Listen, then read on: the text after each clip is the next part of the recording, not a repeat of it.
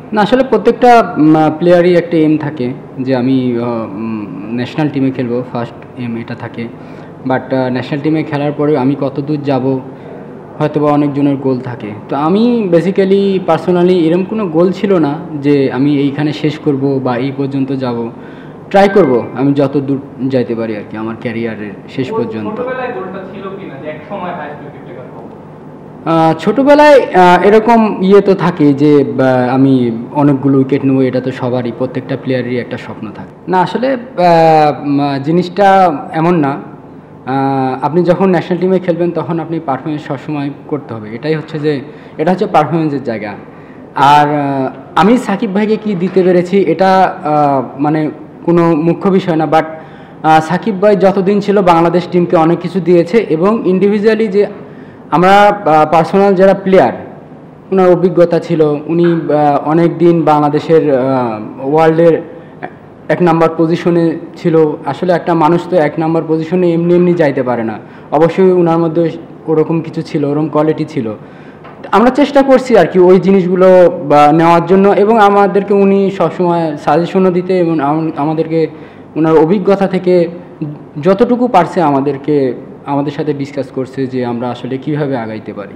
হ্যাঁ, আসলে প্রথমে বুঝি নাই, বাট আপনার একটা সময় ওই যে মেবি মিডিয়া বক্স এবং যে জায়গাতে কাজ ছিল ওই মানে একটা শব্দ আসছে, তারপরে একটা মানে শারীরিকভাবে একটা ফিল বোঝা গেছে আর কি। তো ওই সময়টা আর কি একটু আতঙ্ক কাজ করছে। না এটা আসলে এটা বলাটা ডিফিকাল্ট যে হচ্ছে যে আমি হাইস্ট উইকেট হব কি হব না।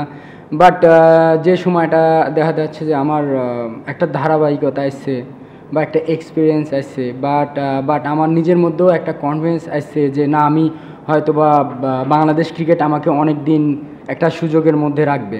তো ওই সময়টা আসলে এমনটা আসছে যে না, আমি হচ্ছে যে একটা সময় হয়তোবা অনেকগুলো উইকেটের মানে মালিক হইতে পারবো আর কি ইনশাল্লাহ। আসলে 2 বছর পর কি হবে এটা আসলে বলাটা ডিফিকাল্ট। বাট আপনি যখন অ্যাজ এ একটা প্লেয়ার হিসেবে আপনি যতদিন খেলবেন আপনার পারফরমেন্সটাই কথা বলবে যে আপনি কত দূর যেতে পারবেন। তো আমার কাছে মনে হয় যে এখানে প্রসেসিংটা হচ্ছে যে খুব ইম্পর্টেন্ট, সাথে পারফরমেন্স। তো আমার ফোকাস থাকবে যে পারফরমেন্সের দিকে, যে আমি যতদিন আমি খেলবো, পারফরমেন্স করতে পারবো, ততদিনে আমি হয়তো বা একটা ভালো পজিশনে যাইতে পারবো। না, আমাকে যদি আল্লাহ 700টা দেয় আমি 700টাই নিতেই রাজি আছি। না না, এখানে আসলে জবাব দেওয়ার মতন কিছু নাই। ফার্স্ট অফ অল যে আমি পারফরমেন্সের দিকটাই আর কি দেখব। তা আমি বারবার একটা কথাই বলি যে আপনি যতদিন খেলবেন আপনার পারফরমেন্সটাই হচ্ছে যে মেন ইস্যু। আর এখানে আন্ডার রেটেড আসলে এই কথাটা আমি যখন মিডিয়াতে প্রেসে আসি এই কথাটা বারবার আসে। আমার কাছে মনে হয় এরম ধরনের কথা বারবার না আসাটাই ভালো।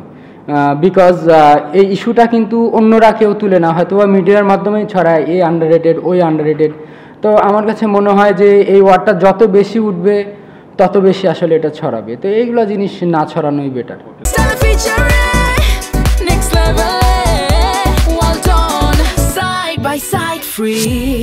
না, তাইজুল তো তাইজুলের জায়গাতেই আছে এখন। এই প্রশ্নগুলো আমার কাছে বারবার আসে কি জন্য এটা আমিও জানি না। বাট অ্যাজ এ আপনি দেখবেন যে আমি যদি নিজকেন্দ্রিক কথা বলি সেটাও হবে না। বিকজ আমাদের আগে যারা সিনিয়র ভাইরা ছিল, যারা আমাদের সাথে অনেক দিন খেলছে, আপনি যখন একটা সিনিয়র একটা প্লেয়ার হবেন আসলে টিমকে দেওয়ার জন্য অনেক কিছু থাকে।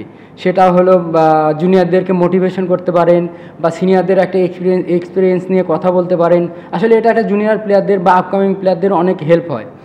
তো আমার কাছে মনে হয় যে সাকিব ভাইয়ের কাছ থেকে আমরা এই জিনিসটা পাইছি যে আমাদের যারা জুনিয়র আসছে বা আপনার হচ্ছে যে যারা অনেক দিন ধরে খেলতেছে তাদের কাছ থেকে অনেক ধরনের এক্সপিরিয়েন্স পাইছে সাকিব ভাই, মুশফিক ভাই, তামিম ভাই, রিয়াদ ভাই, যারাই ছিল আর কি।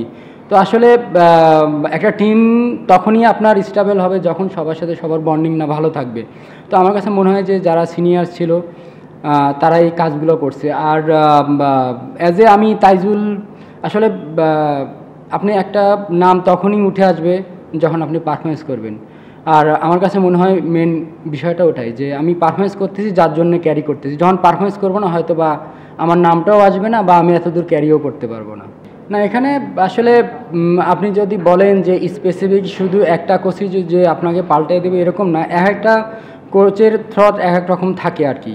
তো আমি নর্মালি আমার দেশের মধ্যে আমি সোহেল ভাইয়ের সাথে কাজ করি, তো উনি আমার অ্যাকশান সম্পর্কে সব কিছু জানেন, বা আমি যখন অ্যাকশান চেঞ্জ করছি উনি এই অ্যাকশানে আনতে উনিও হেল্প করছে আর কি। আর দেখবেন যে তারপরে আমি অনেকগুলো কোচের সাথেই কাজ করছি।